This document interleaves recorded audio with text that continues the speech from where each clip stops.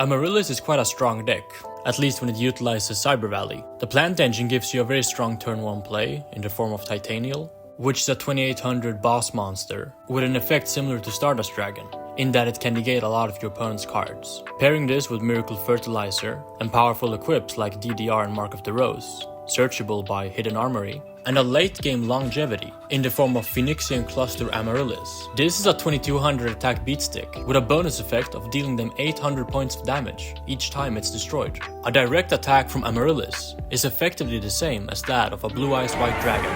The plant deck has quite a leg up on the competition.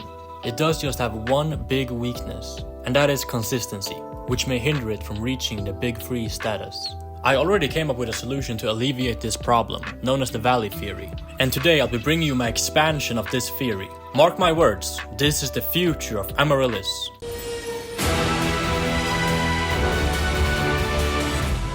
As we all know, Cyber Valley is a very good card in the Amaryllis deck. While it is very good with the take cards like Mind Control, Brain Control, or Mark of the Rose, or banishing it on a Dandelion token to get a Pot of Greed effect, and even setting up the Banish Zone for DDR and return from a different dimension.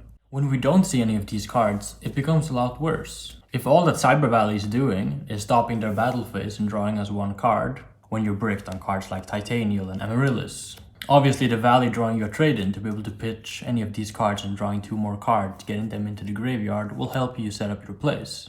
But unless you have a Miracle Fertilizer to pair with the Titanial in graveyard, or more plants with the Amaryllis, you're not really advancing your game state that much. And when your opponent is summoning a Blackwing each turn under Whirlwind, getting more searches and more cards, you just drawing 1 card and ending their battle phase is not really doing enough. So what I believe the Amaryllis deck is lacking is more good turn 1 plays. I think the Lightsworn package is pretty overrated. They do get you going by milling to set up your Miracle Fertilizers, or perhaps you hit a Dandelion or an Amaryllis, which sets you up for the 3rd turn. There will be games when your Lightsworn cards just miss, and your Lila is just gonna be attacked over by Ashura. So what else can we do?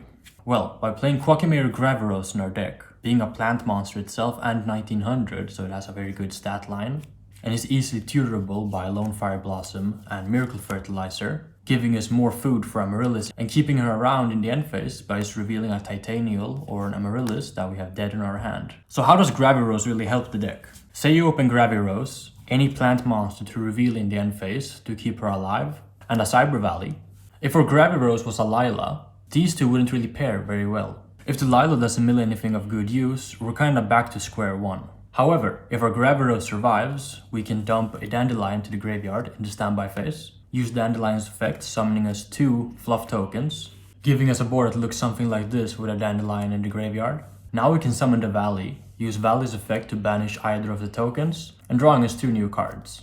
This way we can get out the early game and apply a lot of pressure to our opponent. Because if they don't attack over the Gravirose next turn, we can do something like DDR back to Cyber Valley. By using the Valley, we can draw 2 cards. And depending on our hand, if we had a Miracle Fertilizer in our hand, and we used Hidden Armory to search the DDR, we can use the Miracle Fertilizer to bring back a plant from the grave.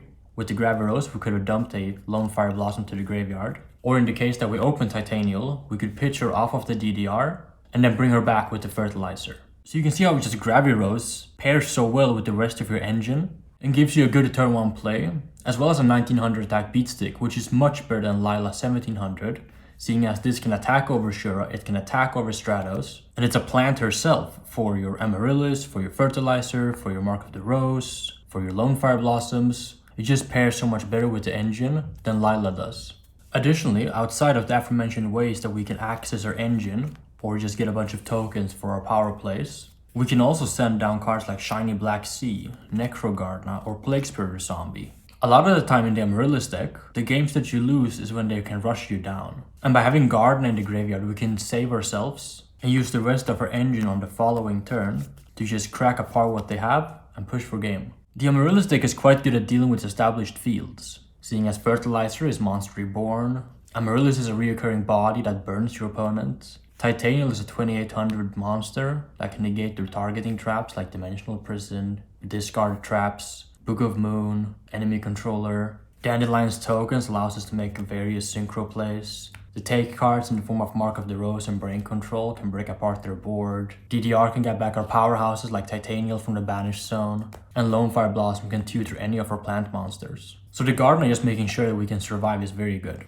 And the Shiny Black Sea is basically a trap hole when they summon a Synchro monster. It even works against cards that special summon a Synchro. So if they use, say, Call of the Haunted, as long as it's Chainlink 1, or they use Vayu effect to summon any of their Blackwing Synchros, you can use Shiny Black Sea to destroy it.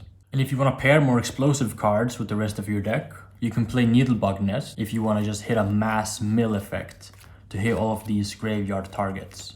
I think there's a lot more you can do with the plant deck in Edison format that people haven't yet explored. As I alluded to in the profile, I believe it's a mistake to cut Hidden Armory from your deck, even in the Valley variant. Instead of cutting down on Hidden Armory, it's better to cut the bad normal summons out of your deck, like Tomato, Gale, and Sangan, which don't really synergize with your deck at all. Additionally, I do believe that the Gravirose is very good for the deck, and if you decide to either cut the Light Sworns to play Gravirose and a number of Needlebug Nests instead, or you play just 1 or 2 copies of this alongside your Light Sworn package, you will notice a boost in your win rate with the Amaryllis deck. The only issue is when you're clogged on these cards early game and you can't really get out of the first few turns.